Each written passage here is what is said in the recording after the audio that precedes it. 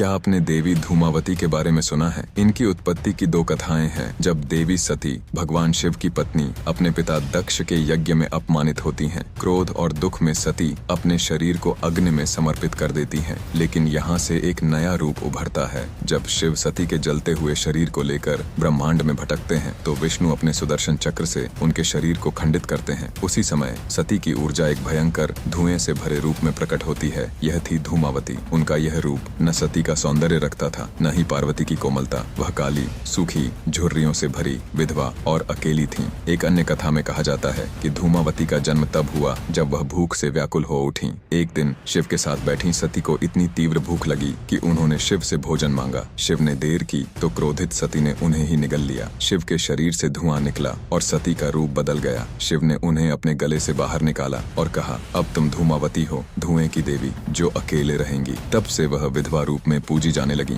धूमावती का स्वरूप विचित्र है। वह एक टूटे रथ पर सवार होती है जो मृत्यु और रहस्य का प्रतीक है। उनके हाथों में झाड़ू और कटोरा होता है। झाड़ू से वह नकारात्मकता साफ करती है और कटोरे में दुखों को समेटती है। उनका चेहरा कठोर, दांत बाहर निकले हुए और वस्त्र फटे हुए हैं। वह सुंदरता की परिभाषा को चुनौती देती है और दिखाती है कि शक्ति रूप में नहीं बल्कि आत्मा में बसती है। उनकी पूजा भी रहस्यमयी है। वह तंत्र साधकों की देवी है जो रात के अंधेरे में श्मशान में उनकी साधना करते हैं। कहते हैं धूमावती दुखों को हर लेती है, लेकिन उनकी कृपा पाना आसान नहीं। वह उनसे मिलती है जो अहंकार त्याग दें और जीवन के कड़वे सच को स्वीकार करें। एक किंवदंती है कि एक साधक ने धूमावती को प्रसन्न करने के लिए अपना सब कुछ छोड़ दिया। अंत में देवी ने उसे सपने में दर्शन दिए और कहा, जीवन का सत्य अकेलापन है, इसे गले लगाओ। धूमावती की यह अकेली कथा हमें सिखाती है कि सौंदर्य और सुख क्षणिक हैं। वह विधवा हैं क्योंकि उन्होंने अपने भीतर के शिव को खो दिया, पर उनकी शक्ति असीम है। वह जीवन के उस पहलू की प्रतीक है जिसे हम अक्सर नजरअंदाज करते हैं, विनाश, त्याग और एकाकीपन। उनकी कहानी डराती भी है और प्रेरित भी करती है, क्योंकि वह कहती हैं कि सबसे अंधेरी रात में भी शक्ति छिपी होती है।